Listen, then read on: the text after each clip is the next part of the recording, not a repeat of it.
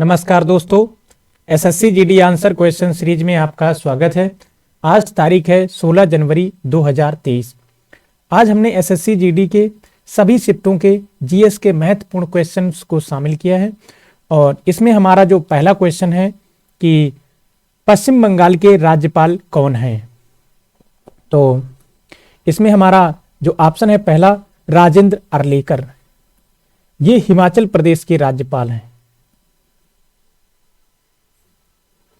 और अभी हाल ही में हिमाचल प्रदेश में विधानसभा का चुनाव हुआ है जिसमें कांग्रेस पार्टी की सरकार बनी है और हिमाचल प्रदेश में विधानसभा की 68 सीटें हैं और यहाँ पर कांग्रेस पार्टी की सरकार बनी है और यहाँ के राज्यपाल राजेंद्र अर्लेकर है और हाल ही में यहाँ के मुख्यमंत्री बने हैं सुखविंदर सिंह सुक्खू। तो इनका भी नाम याद रखना है, सुखविंदर सिंह सुक्खू। दूसरा ऑप्शन है आचार्य देवव्रत। ये गुजरात के राज्यपाल हैं और गुजरात के सीएम कौन हैं? तो हाल ही में गुजरात में भी विधानसभा का चुनाव हुआ और गुजरात में विधानसभा की 182 सीटें हैं जिसमें से बीजेपी को बहुमत मिला, 156 सीटें मिली, बीजेपी की सरकार बनी है और भूपेंद्र पटेल को दोबारा यहाँ का मुख्यमंत्री बनाया गया। भूपेंद्र पटेल यहाँ के सीएम बने हैं गुजरात के। अगला ऑप्शन है आपका आनंद बोस। आनंद बोस को पश्चिम बंगाल का राज्यपाल बनाया गया है, वेस्ट बंगाल का राज्यपाल, और पश्चिम बंगाल की सीएम ममता बनर्जी हैं। ये तृणमूल कांग्रेस पार्टी से हैं। और अगला ऑप्शन है आपका थावरचंद गहलोत। इनके बारे में भी बहुत क्वेश्चन पूछे जा चुके हैं। ये कर्नाटक के राज्यपाल हैं। तो ये कर्नाटक के राज्यपाल हैं और कर्नाटक के सीएम कौन हैं? कर्नाटक के सीएम है बसवराज बोम्मई। बसवराज बोम्मई कर्नाटक के सीएम है। तो इसमें आपका आंसर हो जाएगा आनंद बोस। अगले क्वेश्चन की ओर बढ़ते हैं। अगला क्वेश्चन है नुआखाई पर्व किस राज्य का है? तो नुआखाई पर्व अर्थात ये नई फसल जब कट जाती है तो उस फसल के संबंध में जो उत्सव मनाया जाता है वो है उड़ीसा का है ये नुआखाई। तो हाल ही में उत्तराखंड से ही भी आज एक शिफ्ट में उत्तराखंड के एक त्योहार के बारे में पूछा गया, उसका नाम है फूलदेई। तो फूलदेई त्योहार के बारे में एक शिफ्ट में पूछा गया, तो हमने उस क्वेश्चन को अलग से नहीं शामिल किया है, ऑप्शन के माध्यम से डिस्कस कर लेते हैं। तो क्वेश्चन पूछा गया था फूलदेई त्योहार किस राज्य में मनाया जाता है? तो उत्तराखंड में। और ये आपका क्वेश्चन है नुआखाई पर्व उड़ीसा में। नुआखाई पर्व उड़ीसा में। रज पर्व उड़ीसा में, ये भी पूछा जा चुका है। रज पर्व उड़ीसा में, नुआखाई पर्व उड़ीसा में, धानु जात्रा उड़ीसा में, बाली जात्रा उड़ीसा में, बाली जात्रा, धानु जात्रा ये उड़ीसा में मनाए जाते हैं। और मणिपुर में सिरुई लिली महोत्सव मणिपुर में, और संगाई महोत्सव मणिपुर में। यहां पर मणिपुर में केबुल लामजाओ नेशनल पार्क है जहां पर संगाई हिरण पाए जाते हैं जिन्हें डांसिंग डियर कहते हैं। ये यहाँ का राजकीय पशु है मणिपुर का। और मणिपुर में एक महत्वपूर्ण झील है जिसका नाम है लोकटक झील। ये पूर्वोत्तर की सबसे बड़ी मीठे पानी की झील है। और अगला ऑप्शन है तेलंगाना। तो एक शिफ्ट में तेलंगाना के बारे में भी पूछा गया। ये पूछा गया था बोनालू त्योहार कहाँ मनाया जाता है? तो तेलंगाना में। तो ये वाला भी क्वेश्चन पूछा गया था आज कि बोनालू त्योहार कहाँ मनाया जाता है? तेलंगाना में। तो इस क्वेश्चन को हमने अलग से नहीं लिखा है, इसी में ऑप्शन के आधार पर हमने डिस्कस कर लिया। तो आज एक शिफ्ट में ये क्वेश्चन पूछा गया था, यहाँ से एक शिफ्ट में ये पूछा गया और एक शिफ्ट में ये। तो हमने 3 क्वेश्चन को एक ही क्वेश्चन के आधार पर डिस्कस कर लिया है। तो इसका आपका आंसर हो जाएगा उड़ीसा। अगला क्वेश्चन है जलियांवाला बाग हत्याकांड कब हुआ? तो समझ लेते हैं इसको। पहला ऑप्शन है 1919। तो 13 अप्रैल 1919 को जलियांवाला बाग हत्याकांड हुआ। और कुछ लोगों ने बताया कि क्वेश्चन ये पूछा गया था कि जलियांवाला बाग हत्याकांड कहां पर हुआ था। तो दोनों बातें समझ लेते हैं। तो जलियांवाला बाग हत्याकांड 13 अप्रैल 1919 को हुआ और कहां पर हुआ? पंजाब के अमृतसर में। तो जलियांवाला बाग हत्याकांड पंजाब के अमृतसर में हुआ। दूसरा ऑप्शन है आपका 1915। तो इसको समझ लेते हैं। 9 जनवरी 1915 को महात्मा गांधी दक्षिण अफ्रीका से भारत वापस आए थे। इसीलिए हमारे देश में 9 जनवरी को प्रवासी भारतीय दिवस के रूप में मनाया जाता है और इस बार 17वां प्रवासी भारतीय दिवस इंदौर में मनाया जा रहा है। और अगला ऑप्शन है आपका 1920। तो 1 अगस्त 1920 को असहयोग आंदोलन शुरू हुआ जिसका नेतृत्व गांधी जी ने किया था। और अगला ऑप्शन है 1922। तो 4 फरवरी 1922 को चौरी चौरा कांड हुआ। चौरी चौरा कांड अर्थात असहयोग आंदोलन चल रहा था। उस आंदोलन में उग्र भीड़ ने एक उत्तर प्रदेश के गोरखपुर में स्थित चौरी चौरा नामक स्थान पर पुलिस स्टेशन पर आग लगा दी जिसमें लगभग 20-22 पुलिसकर्मी मारे गए। इसी को चौरी चौरा कांड के नाम से जानते हैं। तो इसमें आपका जो आंसर होगा जलियांवाला बाग हत्याकांड कब हुआ? 13 अप्रैल 1919 को हुआ। इसी नरसंहार से दुखी होकर गुरुदेव रविन्द्रनाथ टैगोर ने सर या नाइटहुड की उपाधि त्याग दी थी। और कांग्रेस पार्टी ने इसकी जांच के लिए हंटर कमेटी का गठन किया था। भारतीय राष्ट्रीय कांग्रेस ने तहकीकात कमेटी का गठन किया था। जलियांवाला बाग हत्याकांड क्यों हुआ था? क्योंकि ब्रिटिश सरकार ने मार्च 1919 में रॉलेट एक्ट पारित किया था। रॉलेट एक्ट अर्थात ब्रिटिश सरकार मार्च 1919 में रॉलेट एक्ट को पारित करती है। इस कानून को हमारे देश के लोगों ने काला कानून कहा, नो अपील, नो वकील, नो दलील का कानून कहा, क्योंकि इस कानून के तहत किसी भी भारतीय को संदेह के आधार पर गिरफ्तार किया जा सकता था और 2 साल तक जेल में रखा जा सकता था। और इस कानून के तहत सबसे पहले 2 लोकप्रिय नेताओं को गिरफ्तार किया गया। पंजाब के 2 लोकप्रिय नेता सैफुद्दीन किचलू और सत्यपाल मलिक, इनको जब गिरफ्तार कर लिया गया तो पंजाब की जनता ने इनको छुड़ाने के लिए जलियांवाला बाग में एक सभा का आयोजन किया और शांतिपूर्वक सभा का आयोजन हो रहा था। निहत्थी जनता शांतिपूर्वक सभा का आयोजन कर रही थी क्योंकि रॉलेट एक्ट के तहत उनके लोकप्रिय नेताओं को गिरफ्तार कर लिया गया था। इसी दौरान ब्रिगेडियर जनरल रेजिनाल्ड डायर ने गोलियां चलवा दी क्योंकि पंजाब का जो लेफ्टिनेंट गवर्नर था माइकल ओडायर, उसने इस बात की सूचना ब्रिगेडियर जनरल डायर को दी थी। तो 2 नाम यहां पर आ रहे हैं। जो पंजाब का गवर्नर था उसका नाम था माइकल ओडायर और जो सेना का प्रमुख था उसका नाम था रेजिनाल्ड डायर। और इसी पंजाब के गवर्नर माइकल ओडायर को 1940 में ऊधम सिंह लंदन में गोली से मारेंगे। तो इसमें आपका आंसर हो जाएगा पहला ऑप्शन। अगला क्वेश्चन है सौर मंडल में बाह्य ग्रह हैं। तो समझ लेते हैं इसको। अगर ये हमारा सूर्य है तो सूर्य के सबसे नजदीक जो ग्रह है उसका नाम है बुध, फिर है शुक्र, बुध, शुक्र, पृथ्वी, मंगल। तो इन ग्रहों को आंतरिक ग्रह कहते हैं, आंतरिक या पार्थिव ग्रह कहते हैं। और इनके बाद के जो 4 ग्रह हैं बृहस्पति, शनि, अरुण, वरुण, इन 4 ग्रहों को बाह्य ग्रह कहते हैं, बाह्य या गैसीय ग्रह कहते हैं। और बुध, शुक्र, पृथ्वी, मंगल को आंतरिक ग्रह या पार्थिव ग्रह कहते हैं। तो इसमें क्वेश्चन पूछा गया सौर मंडल का बाह्य ग्रह है तो इसमें से बुध आंतरिक ग्रह है, शुक्र आंतरिक ग्रह है, मंगल आंतरिक ग्रह है, बृहस्पति बाह्य ग्रह है। तो बृहस्पति बाह्य ग्रह है, शनि, अरुण, वरुण ये 4 बाह्य ग्रह हैं, इधर वाले आंतरिक ग्रह हैं। तो ये आपका बाह्य ग्रह हो जाएगा। बुध सबसे छोटा ग्रह है, सबसे छोटा, सूर्य के सबसे नजदीक है। शुक्र ये सबसे चमकीला ग्रह है और सबसे गर्म ग्रह है। इसे सांझ का तारा कहते हैं, भोर का तारा कहते हैं, इसे पृथ्वी की बहन कहते हैं। मंगल ग्रह ये लाल ग्रह, आयरन ऑक्साइड की अधिकता के कारण ये लाल रंग का दिखता है, इसीलिए इसे लाल ग्रह भी कहते हैं। और बृहस्पति सबसे बड़ा ग्रह है, सबसे बड़ा ग्रह बृहस्पति है। सबसे ज्यादा उपग्रह वर्तमान में शनि के खोजे जा चुके हैं, लगभग 83 उपग्रह। बृहस्पति के लगभग 80 उपग्रहों की खोज हो चुकी है। और बृहस्पति का एक उपग्रह है गैनेमीड, जो हमारे सौर मंडल का सबसे बड़ा उपग्रह है। तो इसमें आपका आंसर हो जाएगा बृहस्पति। अगला क्वेश्चन है, मेंडलीव के समय में कितने तत्वों की खोज हो चुकी थी? अर्थात यहाँ पर आवर्त सारणी के बारे में क्वेश्चन पूछा गया है, केमिस्ट्री का क्वेश्चन है। तो पहला ऑप्शन है 56। तो न्यूलैंड के समय में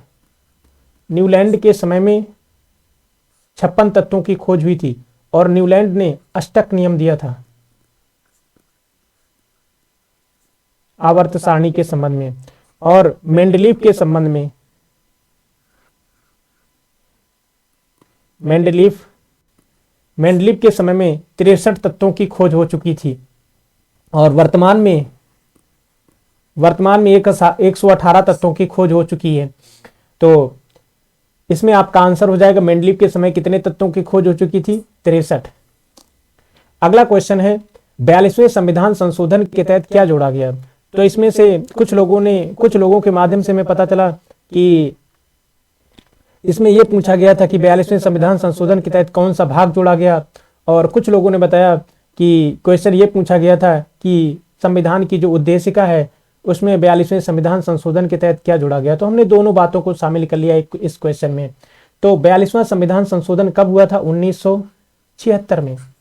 ये 42वां संविधान संशोधन 1976 में हुआ। इस दौरान देश की प्रधानमंत्री इंदिरा गांधी थी और बड़े पैमाने पर हमारे संविधान में संशोधन हुआ। 42वें संविधान संशोधन के तहत बड़े पैमाने पर परिवर्तन हुआ संविधान में, इसीलिए 42वें संविधान संशोधन को मिनी कॉन्स्टिट्यूशन कहते हैं।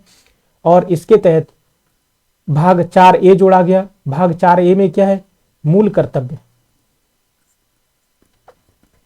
4A में मूल कर्तव्य है। सरदार स्वर्ण सिंह समिति की सिफारिश पर जोड़े गए ये सरदार स्वर्ण सिंह समिति की सिफारिश पर मूल कर्तव्य जोड़े गए। कब जोड़े गए? 1976 में। किस संविधान संशोधन के तहत? 42वें संविधान संशोधन के तहत। मूल कर्तव्यों का प्रावधान किस देश के संविधान से लिया गया? रूस, भूतपूर्व सोवियत संघ के संविधान से लिया गया। तो 1976 में जब मूल कर्तव्य जोड़े गए तब कितने थे? 10। वर्तमान में कितने हैं? 11। 11वां मूल कर्तव्य किस संविधान संशोधन के तहत जोड़ा गया? 86वें संविधान संशोधन के तहत। ये कब हुआ? 2002 में 86वां संविधान संशोधन। तो ये भी हमें याद रखना है। और हमारे संविधान की जो उद्देशिका है, उद्देशिका प्रियम्बल, इसमें 42वें संविधान संशोधन के तहत 3 शब्द जोड़े गए, समाजवाद, पंथ निरपेक्ष और अखंडता। तो इसमें जो सबसे अंतिम ऑप्शन है सभी, यही आपका आंसर हो जाएगा, क्योंकि 42वें संविधान संशोधन के तहत मूल कर्तव्य जोड़े गए तथा इसके साथ उद्देशिका में समाजवाद, पंथ निरपेक्ष और अखंडता ये शब्दावली भी जोड़ी गई। तो सभी आपका आंसर हो जाएगा। अगला क्वेश्चन है, पौधों में हरा रंग किसके कारण होता है? तो पौधों में हरा रंग अर्थात इसको समझ लेते हैं। जो पौधे होते हैं, पौधों को बनाने वाली जो कोशिकाएं होती हैं, कोशिकाओं में क्लोरोप्लास्ट पाया जाता है, अर्थात लवक पाए जाते हैं पौधों में, हरित लवक। क्लोरोप्लास्ट को हिंदी में कहते हैं हरित लवक। तो पौधों की कोशिकाओं में बहुत से कोशिकांग पाए जाते हैं, उनमें से एक कोशिकांग है हरित लवक। हरित लवक में एक रंजक पाया जाता है जिसे क्लोरोफिल कहते हैं, क्लोरोफिल। तो हरित लवक में, क्लोरोप्लास्ट में क्लोरोफिल नामक रंजक पाया जाता है। इसी के कारण पेड़ पौधों की पत्तियां और टहनियां हरे रंग की होती हैं, क्लोरोफिल के कारण। यही रंजक है, यही रंग प्रदान करता है। और ये किसमें पाया जाता है? हरित लवक क्लोरोप्लास्ट में पाया जाता है। तो पेड़ पौधों में जो हरा रंग होता है, क्लोरोफिल के कारण भी कह सकते हैं हरा रंग होता है, क्लोरोप्लास्ट के कारण भी होता है, क्योंकि क्लोरोप्लास्ट में ही क्लोरोफिल पाया जाता है। और दूसरा ऑप्शन है आपका जाइलम। तो जो पेड़ पौधे होते हैं उनकी जो जड़ें होती हैं, वो जड़ें मिट्टी से जल का अवशोषण करती हैं, नमी का अवशोषण करती हैं तथा विभिन्न प्रकार के खनिज और पोषक तत्वों का अवशोषण करती हैं। तो जाइलम जल और खनिजों का अवशोषण करती हैं, खनिज पोषक तत्वों का अवशोषण करती हैं। तो जो पेड़ पौधों की जड़ें होती हैं उनमें जड़ें जल और खनिज तत्वों तथा पोषक तत्वों का अवशोषण करती हैं, और ये जो अवशोषित हो जाते हैं जल और खनिज तत्व, ये पौधे के पूरे शरीर तक जाइलम के द्वारा पहुंचाए जाते हैं। जाइलम क्या है? पौधों में पाया जाने वाला संवहनी ऊतक है। फ्लोएम क्या है? ये भी पौधों में पाया जाने वाला संवहनी ऊतक है। तो ये किसका संवहन करता है? तो फ्लोएम पौधों के द्वारा बनाए गए भोजन को, पौधे प्रकाश संश्लेषण की क्रिया द्वारा भोजन बनाते हैं और इस भोजन को, पौधों के द्वारा बनाए गए भोजन को, क्योंकि पौधों का भोजन कहाँ बनता है? पत्तियों में बनता है। पौधों का भोजन पत्तियों में बनता है, वही पौधों की रसोई घर है। पत्तियों में पौधों का भोजन बनता है और पत्तियों से में बना हुआ भोजन पौधे के पूरे शरीर तक पहुंचेगा। ये पहुंचाने का काम कौन करता है? संवहनी ऊतक करता है। कौन सा संवहनी ऊतक? फ्लोएम। ये फूड को पहुंचाता है। ग्लूकोज, पौधे सूर्य के प्रकाश की उपस्थिति में जल का प्रयोग करके तथा कार्बन डाइऑक्साइड का प्रयोग करके तो प्रकाश संश्लेषण की क्रिया के माध्यम से अपना भोजन बनाते हैं। भोजन में पौधे बनाते क्या हैं? ग्लूकोज बनाते हैं। अर्थात प्रकाश संश्लेषण की जो क्रिया होती है पौधों में, उसमें पौधों को क्या क्या चाहिए? तो प्रकाश चाहिए। प्रकाश सूर्य का हो या कृत्रिम हो, प्लस जल होना चाहिए, नमी होनी चाहिए मिट्टी में, प्लस CO2 कार्बन डाइऑक्साइड हो। तो प्रकाश, जल और CO2 का प्रयोग करके पौधे ग्लूकोज बनाते हैं और ये ग्लूकोज का जब ऑक्सीकरण होता है पौधों की कोशिकाओं में तो ऊर्जा प्राप्त होती है। तो पौधे अपने शरीर का विकास करने के लिए ग्लूकोज बनाते हैं प्रकाश संश्लेषण की क्रिया द्वारा। तो इसमें आपका आंसर हो जाएगा क्लोरोप्लास्ट। अगला क्वेश्चन है, बुद्ध चरित किसके द्वारा लिखा गया? बुद्ध चरित, पहला ऑप्शन है विशाख दत्त। विशाख दत्त ने मुद्रा राक्षस की रचना की। मुद्रा राक्षस, तो मुद्रा राक्षस के लेखक हैं विशाख दत्त। दूसरा ऑप्शन है चंद्र बरदाई। चंद्र बरदाई, इन्होंने पृथ्वीराज रासो की रचना की। पृथ्वीराज रासो, पृथ्वीराज रासो के लेखक हैं चंद्र बरदाई। जयदेव, इन्होंने गीत गोविंद की रचना की। गीत गोविंद के लेखक जयदेव हैं। ये फैक्ट बहुत पूछे जाते हैं, इन्हें अच्छे से तैयार करना। अश्व घोष, इन्होंने बुद्ध चरित की रचना की। बुद्ध चरित की रचना अश्व घोष ने की। और ये जो अश्व घोष हैं, ये कनिष्क के, कुषाण वंश का सबसे प्रतापी शासक था कनिष्क। कनिष्क के दरबार में रहते थे, दरबारी कवि थे। तो इसमें आपका आंसर हो जाएगा अश्व घोष। अगला क्वेश्चन है, करंट अफेयर से संबंधित है। उत्तर प्रदेश में गोकर्णनाथ विधानसभा उपचुनाव में कौन जीता? अर्थात हाल ही में नवंबर 2022 में उत्तर प्रदेश का जो लखीमपुर खीरी जिला है, यहां पर एक विधानसभा सीट है जिसका नाम है गोकर्णनाथ। तो लखीमपुर की गोकर्णनाथ विधानसभा सीट में नवंबर 2022 में उपचुनाव हुए, बाई इलेक्शन हुए। इस बाई इलेक्शन में कौन जीता चुनाव, ये पूछा गया है। तो बीजेपी के कैंडिडेट अमन गिरी ये चुनाव जीते। तो करंट अफेयर का क्वेश्चन है। अगला ऑप्शन है केशव प्रसाद मौर्य। तो ये यूपी के उप मुख्यमंत्री हैं। और ब्रजेश पाठक, ये भी उत्तर प्रदेश के उप मुख्यमंत्री हैं।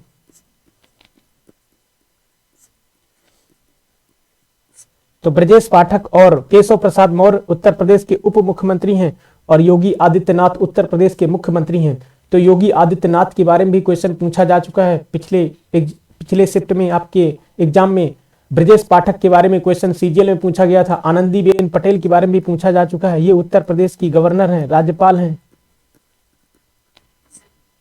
प्रत्येक फैक्ट आपके लिए मोस्ट इंपोर्टेंट है। तो इसमें आपका आंसर हो जाएगा अमन गिरी। अगला क्वेश्चन है, ICC under-19 cricket world cup का आयोजन कहां हुआ है? तो ICC under-19 cricket world cup 2022, इसका आयोजन वेस्ट इंडीज में हुआ है। इसका आयोजन कहां पर हुआ? वेस्ट इंडीज में हुआ है इसका आयोजन। ICC under-19 cricket world cup, इसका आयोजन वेस्ट इंडीज में हुआ। इसका विजेता कौन रहा? इसका विजेता रहा भारत। ये भी याद रखना है। यूएई एशियाई क्रिकेट कप, एशियाई क्रिकेट कप, इसका क्रिकेट कप 2022, इसका आयोजन कहां पर हुआ? यूएई में हुआ। पुरुषों का ये एशियाई क्रिकेट कप है। इसका आयोजन यूनाइटेड अरब अमीरात में हुआ और यह क्रिकेट का खिताब श्रीलंका ने जीता पाकिस्तान को हरा के। अगला ऑप्शन है आपका कतर। तो कतर की राजधानी दोहा में फीफा वर्ल्ड कप का आयोजन हुआ? फीफा वर्ल्ड कप 2022 कतर की राजधानी दोहा में फीफा वर्ल्ड कप 2022 का आयोजन हुआ। यह इसका 22वां संस्करण था और इसका विजेता कौन रहा? अर्जेंटीना। उप विजेता कौन रहा? France, New Zealand. तो ICC women's world cup, women's cricket world cup, ICC women's world cup 2022 इसका आयोजन कहां पर किया गया? न्यूजीलैंड में आयोजन हुआ। इसका आयोजन न्यूजीलैंड में हुआ। विजेता कौन रहा? विजेता रहा ऑस्ट्रेलिया। तो ICC women world cup, ICC महिला विश्व कप 2022 का आयोजन न्यूजीलैंड में हुआ। इसका विजेता ऑस्ट्रेलिया रहा। फीफा वर्ल्ड कप 2022 का आयोजन कतर की राजधानी दोहा में हुआ। इसका विजेता कौन रहा? अर्जेंटीना रहा। तो अगले क्वेश्चन की ओर बढ़ते हैं। अगला क्वेश्चन है गुलाबो सपेरा किस नृत्य से संबंधित है? अर्थात ये जो है गुलाबो सपेरा ये कौन सा नृत्य करते हैं? तो इनके बारे में पूछा गया है। तो पंडवानी नृत्य ये छत्तीसगढ़ का है। ये भी बहुत पूछा जाता है। छत्तीसगढ़ का ये नृत्य है पंडवानी नृत्य। यक्षगान ये रंगमंच है कर्नाटक का।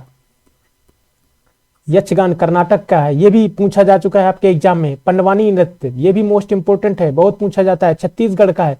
कंबाला ये भैंसा दौड़ है। भैंसा दौड़ ये कहां का है? कर्नाटक का। और जल्लीकट्टू, जल्लीकट्टू ये बैल और इन बैलों को इंसान से लड़ाते हैं। ये कहां का है? तमिलनाडु का। तो गुलाबो सपेरा का संबंध, इसमें ऑप्शन हमने नहीं लिखे हैं, बाय मिस्टेक छूट गया है, तो इसमें ऑप्शन लिख लेते हैं कालबेलिया। तो गुलाबो सपेरा का संबंध किससे है? कालबेलिया से है। तो ये आपका आंसर हो जाएगा, गुलाबो सपेरा का संबंध कालबेलिया। अगला क्वेश्चन है आपका, योजना आयोग का नाम बदलकर क्या कर दिया गया है? योजना आयोग, पहला ऑप्शन है राष्ट्रीय विकास परिषद। 6 अगस्त, ये भी बहुत पूछा जाता है, 6 अगस्त 1952 को इसका गठन हुआ था राष्ट्रीय विकास परिषद का। इसका काम क्या होता है? इसका काम यह था कि योजना आयोग के द्वारा जो भी पंचवर्षीय योजनाओं का प्लान तैयार किया जाता था उसको अंतिम स्वीकृति देने का काम किसका था? राष्ट्रीय विकास परिषद का। इसका भी अध्यक्ष प्रधानमंत्री होता था। वित्त आयोग, वित्त आयोग एक संवैधानिक संस्था है। संवैधानिक संस्था है तो इसका उल्लेख संविधान में कहां पर है? आर्टिकल 280 में वित्त आयोग का उल्लेख है। महिला आयोग, यहां से भी क्वेश्चन आज पूछा गया, तो हमने योजना आयोग और महिला आयोग इनको एक ही क्वेश्चन में शामिल कर लिए, दोनों क्वेश्चन को ऑप्शन के माध्यम से। महिला आयोग का गठन कब हुआ? ये पूछा गया था आज। तो 1990 में अधिनियम पारित किया गया। 1990 के अधिनियम के तहत 1992 में राष्ट्रीय महिला आयोग का गठन किया गया और वर्तमान में इसकी अध्यक्ष कौन है? रेखा शर्मा। ये भी पूछा जा सकता है, एक एक फैक्ट मोस्ट इंपोर्टेंट है, रेखा शर्मा। और हाल ही में राष्ट्रीय महिला आयोग की जो पहली अध्यक्ष थी जयंती पटनायक, उनका निधन हो चुका है, इसलिए ये मोस्ट इंपोर्टेंट संस्था है। जयंती पटनायक राष्ट्रीय महिला आयोग की पहली अध्यक्ष थी, इनका हाल ही में निधन हो चुका है। रेखा शर्मा वर्तमान में अध्यक्ष है। 1990 के अधिनियम के तहत 1992 में इसका गठन हुआ। नीति आयोग ये कार्यकारी संस्था है, अर्थात इसका उल्लेख ना तो किसी संविधान में है ना किसी कानून में है, राष्ट्रपति के आदेश के तहत इसका गठन किया गया नीति आयोग। तो योजना आयोग का नाम बदलकर नीति आयोग कर दिया गया। और नीति आयोग का गठन कब हुआ? अर्थात योजना आयोग को भंग कर दिया गया। नीति आयोग का गठन कब किया गया? 1 जनवरी 2015 को नीति आयोग का गठन किया गया। और नीति आयोग से संबंधित एक क्वेश्चन आपको पेपर में आज पूछा गया था कि नीति आयोग के सीईओ कौन है, तो समझ लेते हैं नीति आयोग का अध्यक्ष कौन होता है। तो इसका अध्यक्ष प्रधानमंत्री होता है। जो भी प्रधानमंत्री होगा वही नीति आयोग का अध्यक्ष होगा, वही योजना आयोग का भी अध्यक्ष होता था प्रधानमंत्री। और वर्तमान में नीति आयोग के उपाध्यक्ष कौन है? उपाध्यक्ष, तो इसके उपाध्यक्ष वर्तमान में सुमन बेरी हैं, सुमन बेरी। और इसके सीईओ कौन है? सीईओ परमेश्वर अय्यर, परमेश्वर अय्यर इसके सीईओ हैं। तो आज आपके क्वेश्चन में एक क्वेश्चन ये पूछा गया था कि नीति आयोग के सीईओ कौन है, तो हमने उस क्वेश्चन को अलग से नहीं शामिल किया, इसी में हमने डिस्कस कर लिया है। तो नीति आयोग के सीईओ परमेश्वर अय्यर है। और नीति आयोग के उपाध्यक्ष सुमन बेरी हैं और अध्यक्ष कौन है? प्रधानमंत्री नरेंद्र मोदी हैं। इसका गठन कब हुआ? 1 जनवरी 2015 को। इसका हेडक्वार्टर कहां पर है? नई दिल्ली में। ये क्या है? एक थिंक टैंक है। तो इसमें आपका ये आंसर हो जाएगा नीति आयोग। अगला क्वेश्चन है, किसकी कमी से हड्डियां कमजोर हो जाती हैं? तो कैल्शियम की कमी से हड्डियां कमजोर हो जाती हैं, क्योंकि हड्डियां कैल्शियम और फास्फोरस से बनी होती हैं। और विटामिन डी का भी अहम योगदान होता है हड्डियों को मजबूती प्रदान करने में। तो सभी इसका आंसर हो जाएगा। विटामिन डी की कमी से बच्चों में एक रोग हो जाता है रिकेट्स,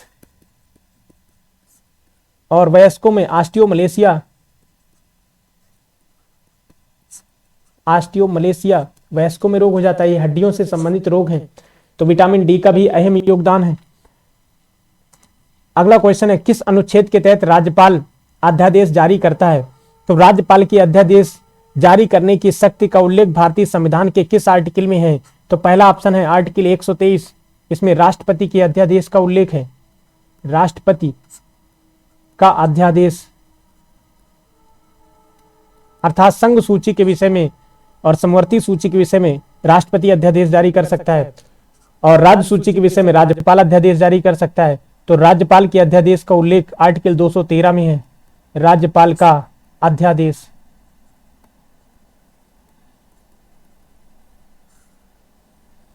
अगला ऑप्शन है 352।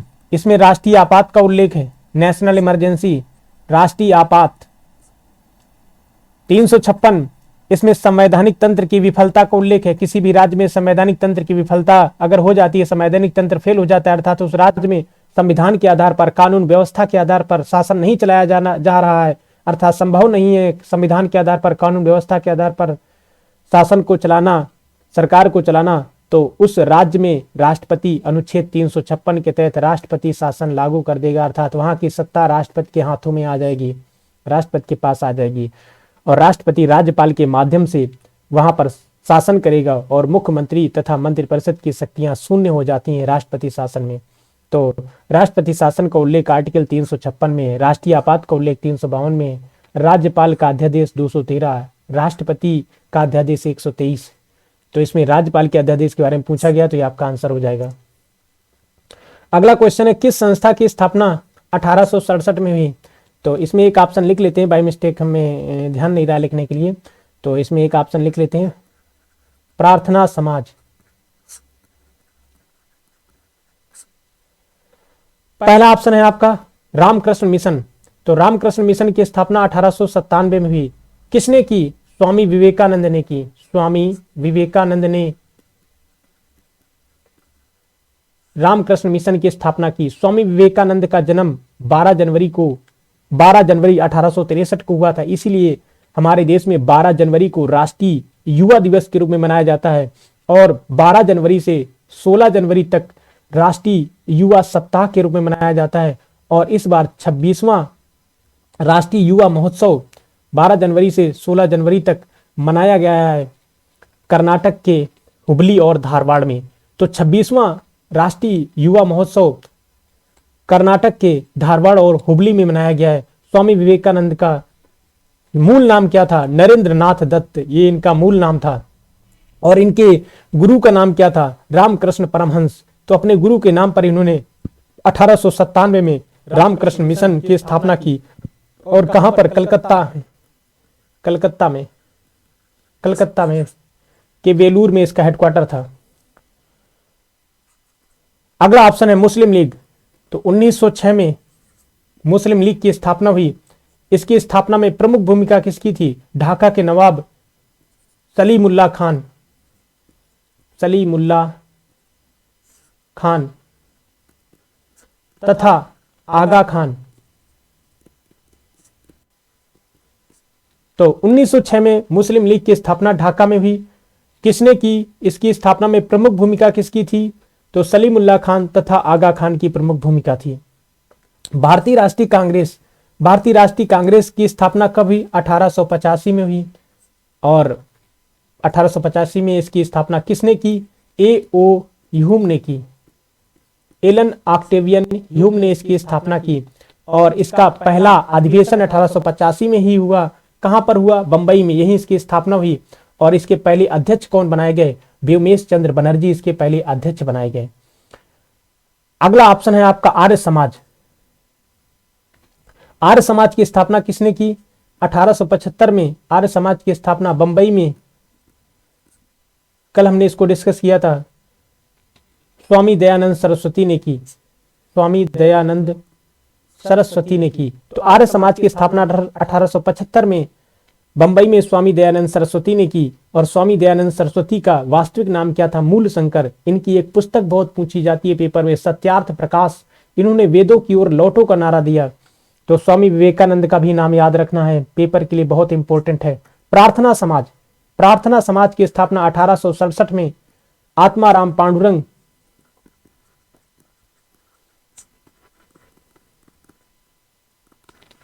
और महादेव गोविंद रनाडे ने की। महादेव गोविंद रनाडे को महाराष्ट्र का सुकरात कहते हैं।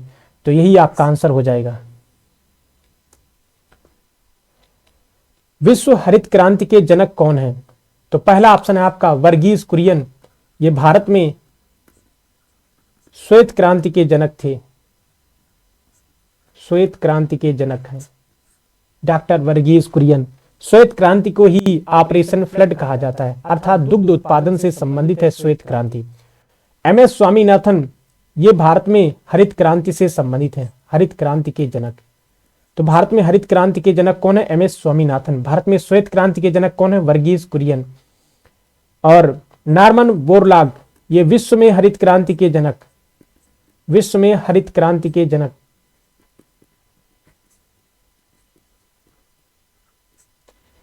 और नॉर्मन बोरलॉग यूएसए से थे। तो यह भी शायद आपसे क्वेश्चन पूछा गया था कि नॉर्मन बोरलॉग किस देश से थे? तो विश्व की हरित क्रांति के जनक नॉर्मन बोरलॉग यूएसए से थे। और पिछले तारीख में आपसे क्वेश्चन पूछा गया था कि हरित क्रांति की शुरुआत दुनिया में कहां से हुई? मैक्सिको से हुई हरित क्रांति की शुरुआत। और भारत में हरित क्रांति की शुरुआत कब हुई? 1966-67 में भारत में हरित क्रांति की शुरुआत हुई।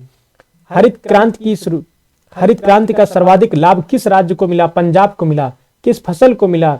गेहूं और चावल को मिला सर्वाधिक लाभ हरित क्रांति का। हरित क्रांति में क्या किया गया? सिंचाई सुविधाओं का विकास किया गया, केमिकल वाले रासायनिक उर्वरकों का प्रयोग करने की किसानों को सलाह दी गई, किसानों को रासायनिक उर्वरक उपलब्ध कराए गए, उनको कीटनाशक उपलब्ध कराया गया, उन्हें उन्नत किस्म के बीज उपलब्ध कराए गए, उन्हें फसल चक्र अपनाने की सलाह दी गई और कृषि का आधुनिकीकरण किया गया, मशीनीकरण किया गया, जिससे उत्पादन में कई गुना वृद्धि हुई। इसलिए इसे हरित क्रांति कहते हैं। अगला ऑप्शन है राजा राम मोहन राय। इन्हें भारतीय पुनर्जागरण का जनक कहते हैं। भारतीय पुनर्जागरण का जनक, यह भी फैक्ट बहुत पूछा जाता है। भारतीय पुनर्जागरण का जनक राजा राम मोहन राय को कहते हैं। इन्हें आधुनिक भारत का जनक भी कहते हैं राजा राम मोहन राय को। भारतीय पत्रकारिता का अग्रदूत कहते हैं राजा राम मोहन राय को। राजा राम मोहन राय को राजा की उपाधि अकबर द्वितीय ने दी थी। इन्हीं के प्रयासों से 1829 में लॉर्ड विलियम बेंटिक ने सती प्रथा को गैर कानूनी घोषित किया। तो इसमें आपसे विश्व हरित क्रांति के बारे में पूछा गया है तो नॉर्मन बोरलॉग हो जाएगा। अगला क्वेश्चन पूछा गया आपसे, शोषण के विरुद्ध अधिकार किस अनुच्छेद में है? तो समझ लेते हैं। जो पहला ऑप्शन है आर्टिकल 14 से 18, ये समता का अधिकार है। दूसरा है 19 से 22, ये स्वतंत्रता का अधिकार है। तीसरा है 23 से 24, ये शोषण के विरुद्ध अधिकार है। शोषण के विरुद्ध अधिकार। 25 से 28, धार्मिक स्वतंत्रता का अधिकार।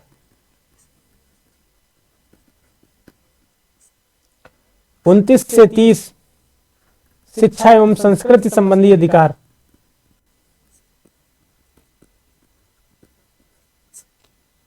और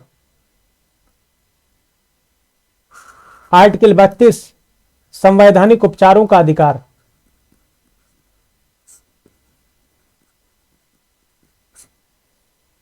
तो इसमें आपसे पूछा गया शोषण के विरुद्ध अधिकार कौन सा है? तो ये आपका आंसर हो जाएगा शोषण के विरुद्ध अधिकार। दो आर्टिकल है इसमें शोषण के विरुद्ध अधिकार में, 23 और 24। 23 में बेगार, बालाश्रम और मानव दुर्व्यापार पर रोक लगाई गई है। 24 में यह बताया गया है कि 14 साल या इससे कम आयु के बच्चों को किसी कारखाने में, खाने में या खतरनाक जगह पर इन्हें नियोजित नहीं किया जाएगा। तो 14 साल तक के बच्चों को किसी कारखाने में, किसी कंपनी में, फैक्ट्री में, इंडस्ट्री में, माइन में निवेश अर्थात नियोजित नहीं किया जा सकता है, उनसे काम नहीं कराया जा सकता है। ये उनकी पढ़ने वाली एज है और इसी को आधार बना के भारत सरकार ने 6 से 14 वर्ष आयु के बच्चों के लिए निःशुल्क शिक्षा का प्रावधान किया है, ताकि ये उम्र होती है बच्चों के पढ़ने के लिए, इस उम्र में उनसे काम न कराया जाए। उन्हें पढ़ने के लिए विशेष सुविधाएं प्रदान कर रही भारत सरकार, और शिक्षा के अधिकार को भारत सरकार ने मूल अधिकार घोषित कर रखा है। आर्टिकल 21A में शामिल किया इसे। अगले क्वेश्चन की ओर बढ़ते हैं। हुमायूं नामा किसने लिखा? तो पहला ऑप्शन है अबुल फजल। अबुल फजल ने अकबर नामा को लिखा, अकबर नामा। इसी के तीसरे खंड को आईने अकबरी कहते हैं। और गुलबदन बेगम ने हुमायूं नामा को लिखा, हुमायूं नामा। हुमायूं नामा के लेखक हैं गुलबदन बेगम। बाबर ने बाबरनामा को लिखा, जिसे तुजुक ए बाबरी भी कहते हैं तुर्की भाषा में। कृष्णदेव राय, ये दक्षिण भारत के विजयनगर जो साम्राज्य था उसके शासक थे। 1509 ईस्वी से 1530 ईस्वी तक ये विजयनगर साम्राज्य के शासक रहे कृष्णदेव राय। इन्होंने, ये एक लेखक भी थे, इन्होंने अमुक्त माल्यदा नामक पुस्तक लिखी, अमुक्त माल्यदा। तो इसमें आपका आंसर हो जाएगा गुलबदन बेगम। अगला क्वेश्चन है केंद्रीय जल शक्ति मंत्री कौन है? तो नरेंद्र सिंह तोमर, ये कृषि मंत्री हैं। नारायण राणे, ये MSME मिनिस्टर हैं। MSME क्या है? Micro small and medium enterprises, सूक्ष्म लघु एवं मध्यम उद्योग मंत्रालय इनके पास है। गिरिराज सिंह, इनके पास ग्रामीण विकास और पंचायती राज मंत्रालय है, पंचायती राज मंत्रालय है इनके पास। गजेंद्र सिंह शेखावत, ये जल शक्ति मंत्री हैं, इनके पास जल शक्ति मंत्रालय है। तो आपका आंसर हो जाएगा गजेंद्र सिंह शेखावत। अगला क्वेश्चन है कोप 27 कहां हुआ? अर्थात ये कोप 27 किसका कोप 27 है? कोप का मतलब conference of parties, conference of parties 27वां ये सम्मेलन है। तो किस चीज का 27वां सम्मेलन है? UNF, united nation framework convention to combat, united nation framework convention for climate change. United nation framework convention on climate change, UNFCCC का ये 27वां सम्मेलन है, अर्थात जलवायु परिवर्तन से संबंधित है। ये क्लाइमेट चेंज से जलवायु परिवर्तन, तो हर साल इसका शिखर सम्मेलन होता है जलवायु परिवर्तन के संबंध में। तो इसका 27वां सम्मेलन कहां पर हुआ? मिस्र में हुआ, मिस्र के शर्म अल शेख में। और इसका 28वां शिखर सम्मेलन कहां पर होगा? UAE में होगा। और इंडोनेशिया में कौन सा शिखर सम्मेलन हुआ? तो G20 का 17वां शिखर सम्मेलन 2022 में कहां पर हुआ? इंडोनेशिया के बाली में हुआ। अगला ऑप्शन है जर्मनी। जर्मनी में G7 का 48वां शिखर सम्मेलन जर्मनी में हुआ। अगला ऑप्शन है समरकंद उज्बेकिस्तान। यहां पर SCO, संघाई कोऑपरेशन ऑर्गेनाइजेशन, SCO का 22वां शिखर सम्मेलन हुआ। और SCO का 23वां शिखर सम्मेलन 2023 में भारत में होगा। इसी प्रकार G20 का 18वां शिखर सम्मेलन 2023 में भारत में होगा। तो इसमें आपका आंसर हो जाएगा मिस्र। अगला क्वेश्चन है चिल्का झील किस राज्य में है? तो पहला ऑप्शन है आपका हिमाचल प्रदेश। तो यहां पर रेणुका झील है, रेणुका झील, ये 2021 SSC GD में पूछा गया था। रेणुका झील किस राज्य में? हिमाचल प्रदेश में है। और यहां पर एक झील और है, गोविंद सागर झील, गोविंद सागर, गोविंद वल्लभ पंत सागर उत्तर प्रदेश में है, गोविंद सागर हिमाचल प्रदेश में है। जम्मू कश्मीर में वुलर झील है, मीठे पानी की भारत की सबसे बड़ी झील वुलर झील।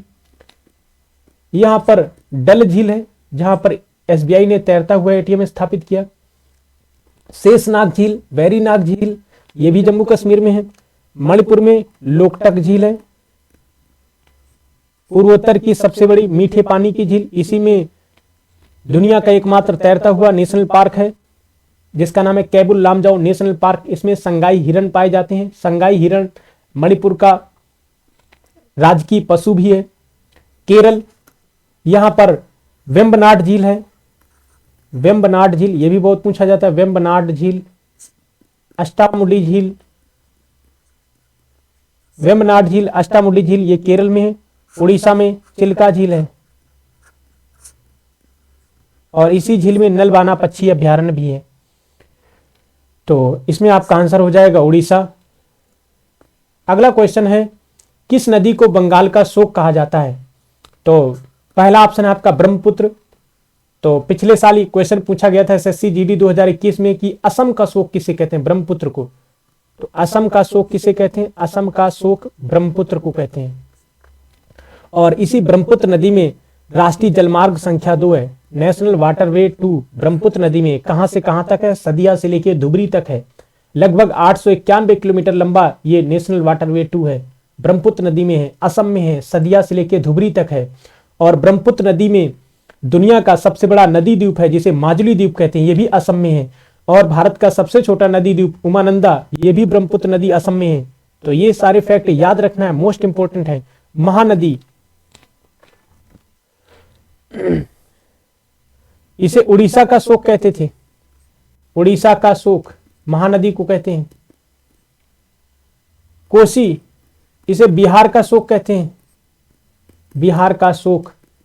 और ये जो उड़ीसा का शोक कही जाने वाली महानदी है, इसमें दुनिया का सबसे लंबा बांध बना है, हीराकुंड बांध।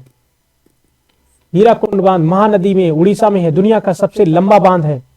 दामोदर, इसे बंगाल का शोक कहते थे, बंगाल का शोक। अब क्यों नहीं कहते हैं? क्योंकि इसमें लगातार दर्जनों बांध बना दिए गए हैं दामोदर नदी में, जिसके कारण अब बंगाल में बाढ़ नहीं आती है। अर्थात जब किसी राज्य में कोई नदी तबाही मचा देती है बाढ़ के कारण, तो इसीलिए उस नदी को उस राज्य का शोक कहा जाता है। तो दामोदर नदी बंगाल का शोक, कोसी बिहार का शोक, महानदी उड़ीसा का शोक, ब्रह्मपुत्र असम का शोक। तो आपसे एक नदी के बारे में पूछा गया था, उससे संबंधित जितने फैक्ट थे हमने सभी बता दिए आपको। अच्छे से तैयार करना, मोस्ट इंपोर्टेंट फैक्ट और कॉन्सेप्ट आपको डिलीवर किए जा रहे हैं। भले ही लेक्चर हमारा थोड़ा सा देरी से आए, लेकिन जो भी आएगा वो बिल्कुल मजबूत होगा। आपको आगामी एग्जाम में बहुत लाभ हो रहा होगा। जिन लोगों ने अच्छे से इसका अध्ययन किया होगा हमारी सभी लेक्चर सीरीज को, उन्हें बहुत बेनिफिट मिलना होगा। आधे से ज्यादा क्वेश्चन हमारी केवल लेक्चर सीरीज से मिलने हैं। आप एक बार पूरे लेक्चर पढ़ के तो देखें। तो किस नदी को बंगाल का शोक कहते हैं? तो दामोदर नदी को। अगला क्वेश्चन है, डेविस कप का संबंध किससे है? डेविस कप का संबंध टेनिस से है। डेविस कप, डेविस कप का संबंध टेनिस से है। और 2022 का जो डेविस कप हुआ, इसे जीता किसने? इसे जीता कनाडा ने। तो यह भी फैक्ट याद रखना है। बैडमिंटन, बैडमिंटन, बैडमिंटन से संबंधित कौन से कप हैं? तो Thomas cup. Thomas cup badminton का है। उबेर कप, उबेर कप ये भी पूछा जा सकता है। उबेर कप का संबंध किससे है? बैडमिंटन से। थॉमस कप का संबंध किससे है? बैडमिंटन से। और 2022 में जो थॉमस कप हुआ, इसका विजेता कौन रहा? इसका विजेता भारत रहा। और उपविजेता कौन रहा? उपविजेता इंडोनेशिया रहा। उबेर कप 2022, इसका विजेता कौन रहा? इसका विजेता दक्षिण कोरिया रहा। उपविजेता कौन रहा? उपविजेता चाइना रहा। एक एक फैक्ट मोस्ट इंपोर्टेंट है। फुटबॉल, तो डूरंड कप, डूरंड कप का संबंध किससे है? फुटबॉल से है। तो इसका 131वां संस्करण आयोजित हुआ। तो ये किसने जीता? बंगलुरु ने जीता। आगा खान कप, यह हॉकी से संबंधित है। और विश्व हॉकी कप, विश्व हॉकी कप 2023, विश्व हॉकी कप 2023, इसका आयोजन भारत के उड़ीसा में हो रहा है। विश्व हॉकी कप 2023 13 जनवरी से शुरू हो चुका है उड़ीसा में। तो इसमें आपका आंसर हो जाएगा डेविस कप का संबंध किससे है? टेनिस से। अगला क्वेश्चन है, राष्ट्रपति किस अनुच्छेद के तहत सर्वोच्च न्यायालय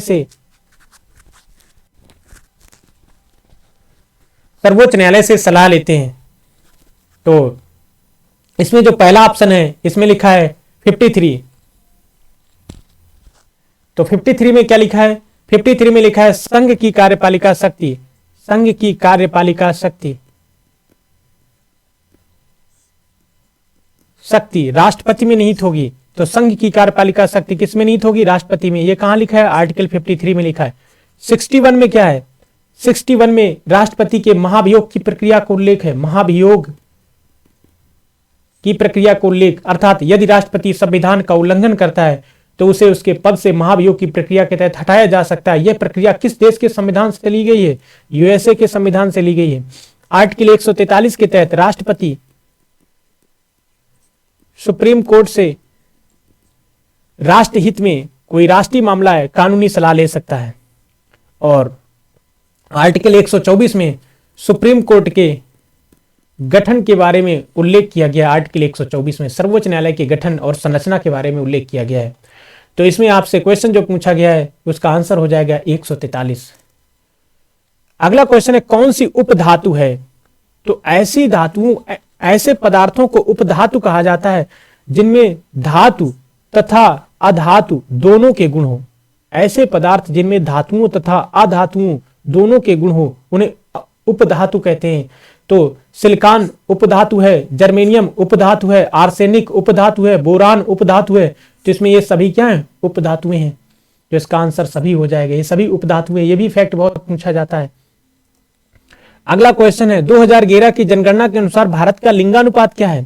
तो इसमें जो पहला ऑप्शन है आपका 912, यह उत्तर प्रदेश का लिंगानुपात है। 2011 की जनगणना के अनुसार उत्तर प्रदेश का लिंगानुपात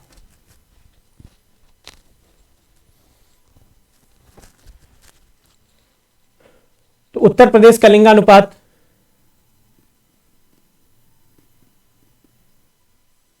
912 है। और भारत में किस राज्य का लिंगानुपात सर्वाधिक है? तो केरल। केरल का लिंगानुपात सर्वाधिक है। कितना है? 1084।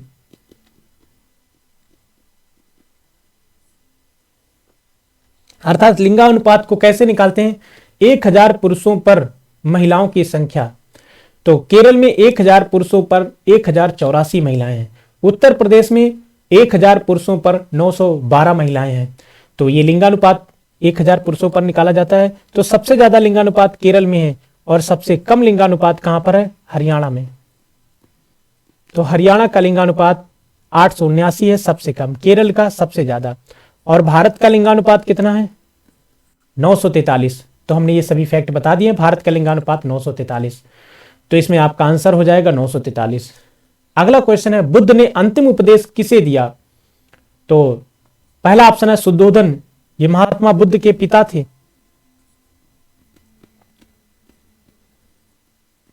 महात्मा बुद्ध के पिता का नाम शुद्धोधन था। अगला ऑप्शन है तथागत, ये बुद्ध का अन्य नाम है, इन्हें तथागत कहा जाता था, कहा गया इन्हें तथागत कहा गया। तथागत का मतलब है सत्य है ज्ञान जिसका। इन्हें लाइट ऑफ एशिया कहा गया, लाइट ऑफ एशिया। इन्होंने बौद्ध धर्म की स्थापना की, लाइट ऑफ एशिया कहा गया। इनके बचपन का नाम पूछा जाता है, इनके बचपन का नाम सिद्धार्थ था। इनके बचपन का नाम सिद्धार्थ था। तथागत कहा गया, ये शाक्य कुल के क्षत्रिय थे, इसीलिए इन्हें शाक्य मुनि कहा गया। तो ये इनके अन्य नाम है, Tathagata, light of Asia, Siddhartha, Shakya Muni. Subhadra, तो महात्मा बुद्ध ने अपना अंतिम उपदेश किसे दिया? सुभद्र को। अंतिम उपदेश सुभद्र को दिया। आनंद कौन है? ये बुद्ध के प्रिय शिष्य हैं, महात्मा बुद्ध के प्रिय शिष्य आनंद। तो इसमें आपका आंसर हो जाएगा सुभद्र। मोहिनी अट्टम किस राज्य का नृत्य है? शास्त्रीय नृत्य है मोहिनी अट्टम। किस राज्य का है? तो केरल का है ये मोहिनी अट्टम। तो ये क्वेश्चन बहुत रिपीट हो रहे हैं। मोहिनी अट्टम केरल का है। कथकली ये भी केरल का है। आंध्र प्रदेश का कौन सा शास्त्रीय नृत्य है? कुचिपुड़ी आंध्र प्रदेश का है। असम का सत्रिया असम का है। तमिलनाडु का भरतनाट्यम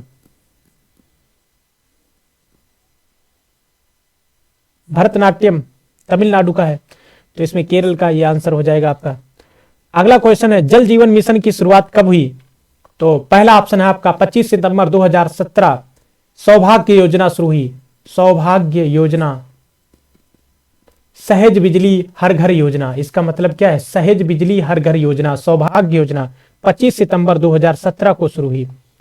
19 फरवरी 2015 को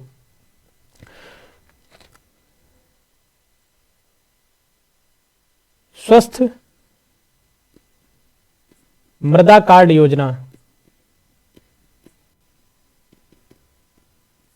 मृदा कार्ड योजना अर्थात मिट्टी के संबंध में, अर्थात किसानों के खेतों में जाकर कर्मचारी मिट्टी की जांच करेंगे और उस संबंध में कार्ड बनाएंगे, तो प्रत्येक किसान को पता चल जाएगा उसकी मिट्टी में कौन से पोषक तत्वों की कमी है, उसी आधार पर वो फर्टिलाइजर का चयन करेगा।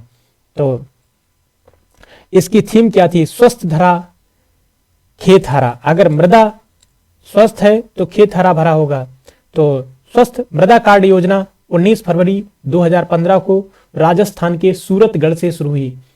और तीसरा ऑप्शन है आपका 15 अगस्त 2019। तो ये पिछली शिफ्ट में भी, पिछले एग्जाम में भी पूछा गया 11 फरवरी को, सॉरी 11 या 12 जनवरी को, और ये आज भी पूछा गया जल जीवन मिशन के बारे में। इसको प्रधानमंत्री मोदी जी ने 15 अगस्त 2019 को लॉन्च किया था, जल जीवन मिशन।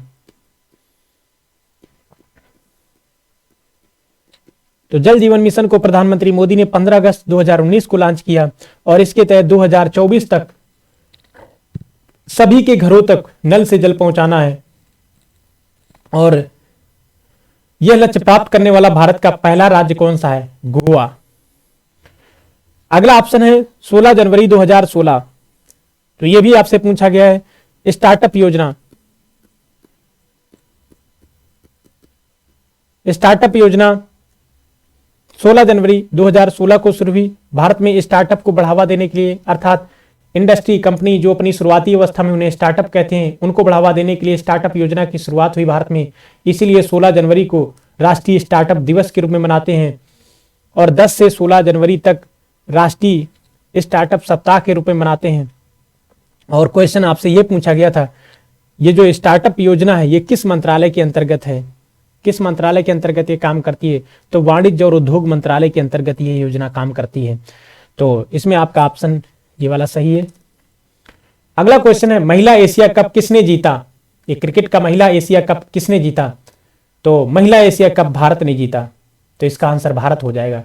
श्रीलंका ने, पहला ऑप्शन है श्रीलंका, तो इसने एशिया कप पुरुषों वाला एशिया कप 2022 ये महिलाओं का है। तो महिला कप,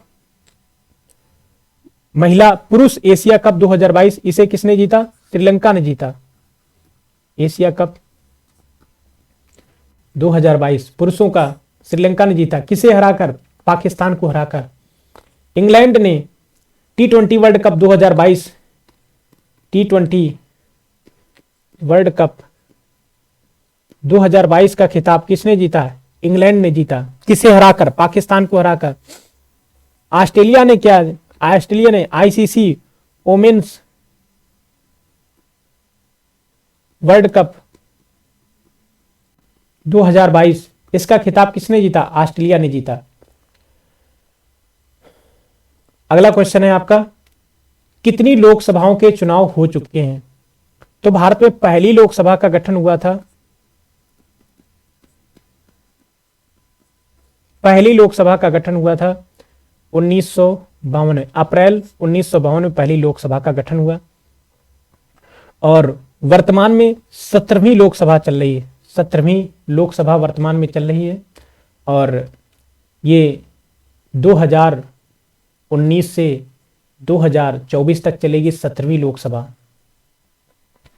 और 17वीं लोकसभा जो है इसके स्पीकर कौन है? ओम बिड़ला। ओम बिड़ला इसके स्पीकर हैं।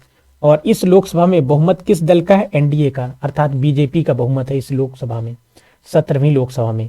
लोकसभा क्या है? ये निम्न सदन है। लोकसभा निम्न सदन है। लोकसभा का कार्यकाल सामान्यतः कितने वर्ष का होता है? 5 वर्ष का। लेकिन कार्यकाल से पहले भी इसे राष्ट्रपति आर्टिकल 85 के तहत भंग कर सकते हैं। तो ये निम्न सदन है। और वर्तमान में हमारे देश में लोकसभा की कितनी सीटें हैं? वर्तमान में 543 सीटें। अधिकतम कितनी हो सकती हैं? 550। पहले 552 का प्रावधान था और इधर 545, लेकिन एंग्लो इंडियन के लिए जो 2 सीटें मनोनीत की जाती थी, रिजर्व थी, वो खत्म कर दी गई हैं। तो वर्तमान में लोकसभा की 543 सीटें हैं और अधिकतम कितनी हो सकती हैं? 550। सर्वाधिक लोकसभा की सीटें कहां पर हैं? उत्तर प्रदेश में। कितनी? 80 सीटें। तो अगले क्वेश्चन की ओर बढ़ते हैं। अगला क्वेश्चन पूछा गया, किस राज्य में बांस ड्रिप सिंचाई प्रणाली अपनाई जाती है? मेघालय में। मेघालय में 3 पहाड़ियां हैं, गारो, खासी, जयंतिया। इसी नाम से यहाँ पर जनजातियां पाई जाती हैं। इन्हीं जनजातियों के नाम पर इन पहाड़ियों का नाम रखा गया है। ये जो खासी पहाड़ी है, यहाँ पर मासिन राम नामक गांव है। यहाँ पर सर्वाधिक वर्षा होती है। दुनिया में सर्वाधिक वर्षा मासिन राम में होती है। ये किस पहाड़ी में? खासी पहाड़ी में। तो ये भी याद रखना है।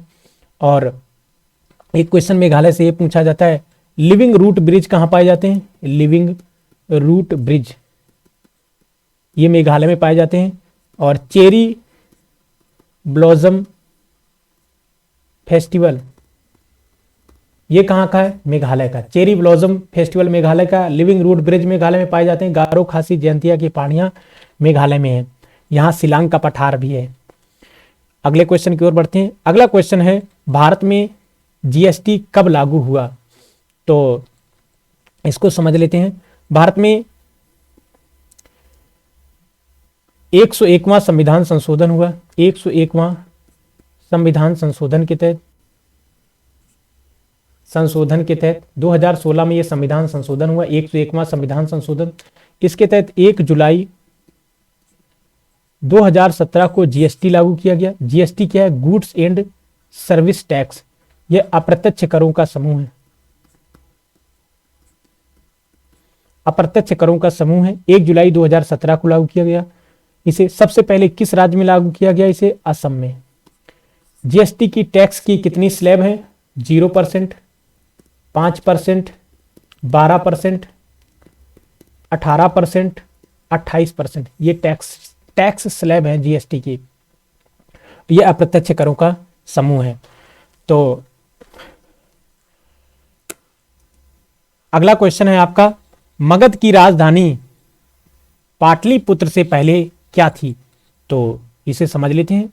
तो मगध में सबसे पहले हर्यक वंश ने शासन किया और मगध में हर्यक वंश की स्थापना बिंबिसार ने की थी। और बिंबिसार का जो उत्तराधिकारी था अजातशत्रु। अजातशत्रु का उत्तराधिकारी था उदयन। तो मगध की राजधानी पहले राजगृह थी, राजगृह। और बिंबिसार ने मगध साम्राज्य की स्थापना की। बिंबिसार ये हर्यक वंश का शासक था। इसने मगध में अपने राजवंश की स्थापना की, एक राज्य की स्थापना की। उसका उत्तराधिकारी था अजातशत्रु। अजातशत्रु का उत्तराधिकारी था उदयन। उदयन ने राजधानी राजगृह से शिफ्ट कर ली थी पाटलिपुत्र में, पाटलिपुत्र जिसे वर्तमान में पटना कहते हैं। तो आपसे क्वेश्चन पूछा गया है, इसके पहले राजधानी क्या थी? तो राजगृह थी। तो थैंक यू दोस्तों, आज हमने सभी क्वेश्चन कंप्लीट कर लिए जो भी महत्वपूर्ण क्वेश्चन थे।